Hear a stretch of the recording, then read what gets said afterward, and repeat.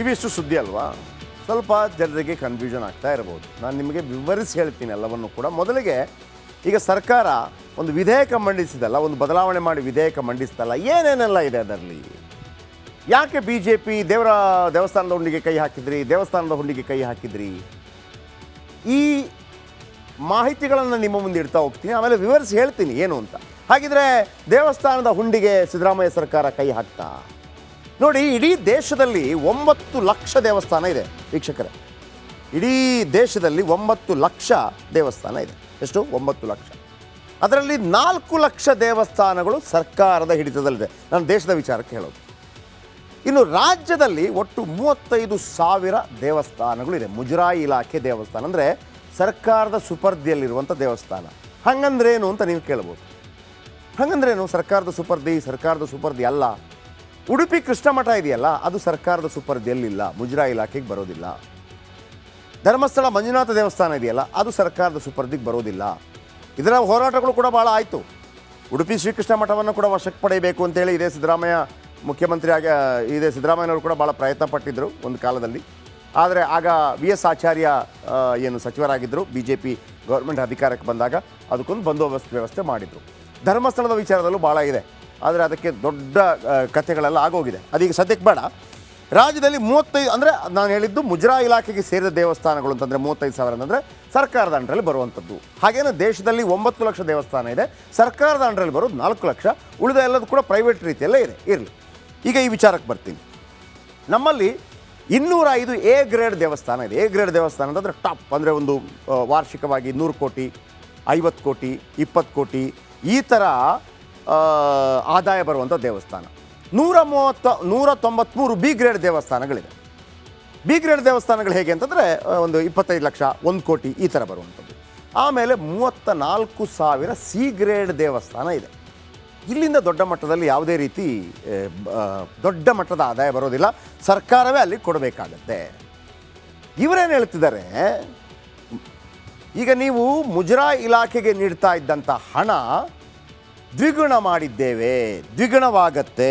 ಹೇಳ್ತೀನಿ ಹೇಗೆ ಅಂತೇಳಿ. ಏನು? 10 ಲಕ್ಷದಿಂದ 1 ಕೋಟಿ ಆದಾಯ ಒಂದು ದೇವಸ್ಥಾನದಲ್ಲಿದ್ದರೆ, 10 ಲಕ್ಷದಿಂದ 1 ಕೋಟಿ ಇದ್ದರೆ 5% ಕೊಡಬೇಕು. 10 ಲಕ್ಷದಿಂದ 1 ಕೋಟಿ ಅಂದ್ರೇನು? 1 ಕೋಟಿ 5% ಅಂದ್ರೇನು? 5 ಲಕ್ಷ. 5 ಲಕ್ಷ. ಹಾಗೆಯೇ 10 ಲಕ್ಷದಿಂದ 1 ಕೋಟಿ ಆದಾಯ ಇದ್ದರೆ 5% ಕೊಡಬೇಕು. ಕೋಟಿಗೂ ಹೆಚ್ಚು ಆದಾಯ ಇದ್ದರೆ 10% ಹಣ ಸಲ್ಲಿಸಬೇಕು. ಇದು ಈಗ ಬಂದಿರುವಂಥ ಕಾನೂನಿನ ಪ್ರಕಾರ ರಾಜ್ಯ ಸರ್ಕಾರ, ಸಿದ್ದರಾಮಯ್ಯ ಸರ್ಕಾರ, ಕಾಂಗ್ರೆಸ್ ಸರ್ಕಾರ ಹೇಳ್ತಾ ಇರುವಂಥದ್ದು. 10 ಲಕ್ಷದಿಂದ 1 ಕೋಟಿ ಆದಾಯ ಇದ್ದರೆ 5%, ಕೋಟಿಗೆ ಹೆಚ್ಚು ಆದಾಯ ಇದ್ದರೆ 10%, ಅಂದರೆ 2 ಕೋಟಿ ಆದಾಯ ಇದ್ದರೆ 10% ಅಂದರೆ 20 ಲಕ್ಷವನ್ನು ಧಾರ್ಮಿಕ ದತ್ತಿ ಇಲಾಖೆ ಕೊಡಬೇಕು. ಇನ್ನು C ಗ್ರೇಡ್ ದೇಗುಲದ ಅರ್ಚಕರು, ಸಿಬ್ಬಂದಿಗೆ ವಿಮೆ ಸೌಲಭ್ಯವನ್ನು ಮಾಡ್ತಾ ಇದ್ದೀವಿ. ಅರ್ಚಕರು ಮತ್ತು ಸಿಬ್ಬಂದಿಗೆ ವಿಮೆ ಅಂದರೆ ಇನ್ಶೂರೆನ್ಸ್ ಮಾಡ್ತಾ ಇದ್ದೀವಿ. ಏನು ಇನ್ಶೂರೆನ್ಸ್? ಅರ್ಚಕರು ಮತ್ತು ದೇವಸ್ಥಾನದ ಸಿಬ್ಬಂದಿ ಮೃತಪಟ್ಟರೆ 5 ಲಕ್ಷ ರೂಪಾಯಿ ಅವರಿಗೆ ಇನ್ಶೂರೆನ್ಸ್ ಸಿಗತ್ತೆ. ಆಮೇಲೆ ದೇಗುಲಕ್ಕೆ ಬೇರೆ ಧರ್ಮದ 2 ವ್ಯವಸ್ಥಾಪನಾ ಸದಸ್ಯರ ನೇಮಕ ಕೂಡ ಆಗತ್ತೆ. ಮೊದಲು ಇವರು ಒಂದು ಒಕ್ಕಣೆ ಕೊಡ್ತಾರೆ. 5 ಲಕ್ಷ ಯಾಕೆ ಕೊಡ್ತಾ ಇದ್ದೀವಿ? ಪರಿಹಾರ ಜಾಸ್ತಿ ಮಾಡಿದ್ದೀವಿ ನಾವು. ಈ ಹಿಂದೆ ನಾವು ಮೊದಲು ಮೃತಪಟ್ಟವರಿಗೆ ಕೇವಲ 35,000 ಸಿಗ್ತಾ ಇತ್ತು, ಇನ್ನು ಮುಂದೆ 5 ಲಕ್ಷ ಸಿಗತ್ತೆ ಅಂತ ಇವರ ವಾಗ್ದಾನ. ಬದಲಾವಣೆ ಸಿಗಬೇಕು. ಇನ್ನು ಮಕ್ಕಳ ವಿದ್ಯಾಭ್ಯಾಸಕ್ಕೆ 5ರಿಂದ 50,000 ಸ್ಕಾಲರ್ಶಿಪ್. ಅರ್ಚಕರು, ದೇವಸ್ಥಾನದ ಸಿಬ್ಬಂದಿ ಇವರ ಮಕ್ಕಳಿಗೆ 5ರಿಂದ 50,000 5ರಿಂದ 50,000 ಸ್ಕಾಲರ್ಶಿಪ್ ಅಂದರೆ ಬೇರೆ ಬೇರೆ ಉನ್ನತ ವಿದ್ಯಾಭ್ಯಾಸ ವಗೇರೆ ಎಲ್ಲ ಇರುತ್ತೆ. ಹಾಗಿದ್ರೆ ಗಲಾಟೆ ಯಾಕೆ ಅಂತ ನಿಮಗೆ ಹೇಳ್ಬಿಡ್ತೀನಿ. ಇದು ಇಲ್ಲಿ ಗಮನಿಸಬೇಕು ನೀವು. ಕಾಂಗ್ರೆಸ್ ಸರಿನಾ, BJP ಸರಿನಾ ಅನ್ನೋದು ಈ ಉತ್ತರದಲ್ಲಿ ನಿಮಗೆ ಸಿಗುತ್ತೆ. ದೇಗುಲಗಳ ವಂತಿಗೆ ವ್ಯತ್ಯಾಸ 2001ರಲ್ಲಿ ಕೂಡ ಈ ಕಾನೂನಿತ್ತು. ಯಡಿಯೂರಪ್ಪನವರ ಕಾಲದಲ್ಲಿ ಕೂಡ ಕಾನೂನಿತ್ತು. ಈ ನಡುವೆ ಈ ಥರ ಟ್ವೀಟ್ ಮಾಡಿದ್ದಾರೆ. ಯಾರು? BJP ಟ್ವೀಟ್ ಮಾಡಿರುವಂಥದ್ದು. ಅಂದರೆ ಹುಂಡಿ ದುಡ್ಡನ್ನು ಎಲ್ಲ ಹೊತ್ಕೊಂಡು ಹೋಗ್ತಾ ಇದ್ದಾರೆ ಅಂತೇಳಿ ಈ ಥರ ಟ್ವೀಟ್ ಮಾಡಿದ್ದಾರೆ. ಇದು BJP ಟ್ವೀಟ್. ಮತ್ತೊಂದು ಕಡೆ ಅನಂತಕುಮಾರ್ ಹೆಗಡೆ ಅವರು BJP ಇನ್ನೊಂದು ಟ್ವೀಟನ್ನು, ಅಂದರೆ ದೇವಸ್ಥಾನಗಳಿಂದ ಹೆಚ್ಚು ಬರುತ್ತೆ, ವಕ್ಫ್ಗೆ ನಿನ್ನೆ ಏನು ವಕ್ಫ್ ಆಸ್ತಿಗೆ 100 ಕೋಟಿ, ಕ್ರಿಶ್ಚಿಯನ್ರಿಗೆ 200 ಕೋಟಿ, ಜೈನರಿಗೆ 50 ಕೋಟಿ ಅಂತ ಬಜೆಟಲ್ಲಿ ಇತ್ತಲ್ಲ ಅದು. ನೋಡಿ, 2001 ಮತ್ತು 2024 ವ್ಯತ್ಯಾಸ. 2001ರ ನಿಯಮ ಏನಿತ್ತು? ನೋಡಿ ಕರೆಕ್ಟಾಗಿ ನೋಡ್ಕೊಳ್ಳಿ, 10 ಲಕ್ಷ ಮೀರಿದ್ರೆ 10% ವಂತಿಗೆ ಕಾಂಗ್ರೆಸ್ ಸಮರ್ಥನೆ ಮಾಡ್ತಾ ಇದೆ. ನಿಮ್ಮ ಕಾಲದಲ್ಲಿ ಎಷ್ಟಿತ್ತು? 10 ಲಕ್ಷ ಮೀರಿದ್ರೆ ನೀವು ಎಷ್ಟು ತಗೋತಾ ಇದ್ರಿ? 10 ಲಕ್ಷ ಮೀರಿದ್ರೆ 10% ಅಂದರೆ 10 ಲಕ್ಷದ 10% ಎಷ್ಟಾಯಿತು? 1 ಲಕ್ಷ ಕೊಡಬೇಕು. ಈಗ 1 ಕೋಟಿ ಮೀರಿದ್ರೆ 10% ವಂತಿಗೆ ಅಂದರೆ ನೀವು ಕಡಿಮೆ ದುಡ್ಡಿದ್ದಾಗಲೇ ಜಾಸ್ತಿ ತಗೋತಾ ಇದ್ರಿ, ನಾವು ಜಾಸ್ತಿ ದುಡ್ಡಾದಮೇಲೆ ಕಡಿಮೆ ತಗೋತಾ ಇದ್ದೀವಿ.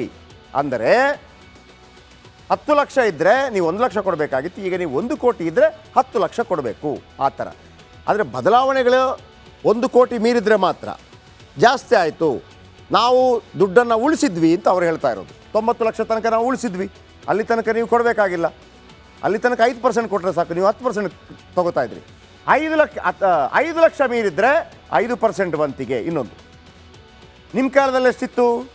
5 ಲಕ್ಷ ಜಾಸ್ತಿ ಆದರೆ 5% ಕೊಡಬೇಕಾಗಿತ್ತು, ಈಗ ನೀವು ಎಷ್ಟು ಕೊಡಬೇಕು? 10 ಲಕ್ಷ ಮೀರಿದ್ರೆ 5% ಕೊಟ್ಟರೆ ಸಾಕು. ನಾವು ಉಳಿಸಿಲ್ವಾ ಅಂತ, ದೇವಸ್ಥಾನಕ್ಕೆ ಉಳಿಸಿಲ್ವಾ ಅಂತ ಕಾಂಗ್ರೆಸ್ನ ಸಮರ್ಥನೆ. ಕಾಂಗ್ರೆಸ್ಸಿಗೆ ಸಮರ್ಥನೆ ಕೊಡೋಕೆ ಬಂದಿಲ್ಲ. ಫಸ್ಟ್ ಆಫ್ ಆಲ್ ಅವರು ಬೆಚ್ಚಬಿದ್ದು ಬಿಟ್ರು ಈ BJP ಅವರ ಅಬ್ಬರಕ್ಕೆ. ಆ್ಯಂಡ್ ಮೂರನೇದು, ಹಣ ಧಾರ್ಮಿಕ ಸಂಸ್ಥೆಗೆ ಬಳಕೆ. ನಿಮ್ಮ ನಿಯಮಗಳ ಪ್ರಕಾರ 2011ರಲ್ಲಿ ಯಡಿಯೂರಪ್ಪನವರು ಕೂಡ ತಗೊಂಡಿದ್ದಾರೆ ಇದನ್ನು. 2000 ಹಣ ಧಾರ್ಮಿಕ ಸಂಸ್ಥೆಗೆ ಬಳಕೆ ಆಗ್ತಾ ಇತ್ತು. ಈಗ ಸಿ ದರ್ಜೆ ದೇಗುಲದ ಅರ್ಚಕರಿಗೆ ಕೊಡ್ತೇನೆ ಅಂತ ಹೇಳ್ತಾ ಇದ್ದಾರೆ. ಅದಕ್ಕೆ BJP ಆಕ್ರೋಶ ವ್ಯಕ್ತಪಡಿಸ್ತಾ ಇದೆ. ಈಗ ಎರಡನ್ನು ನಾನು ನಿಮ್ಮ ಮುಂದೆ ಇಟ್ಟೆ. ಹಾಗಾಗಿ ಇಲ್ಲೇನಾಗಿದೆ, ಕಾಂಗ್ರೆಸ್ ಮಾಡಿದ ಕಾರಣಕ್ಕಾಗಿ ಇದು ಕಾಂಗ್ರೆಸ್ಸೇ ಮಾಡಿದೆ ಅನ್ನೋ ರೀತಿಯಲ್ಲಿ BJP ಬಿಂಬಿಸ್ತು.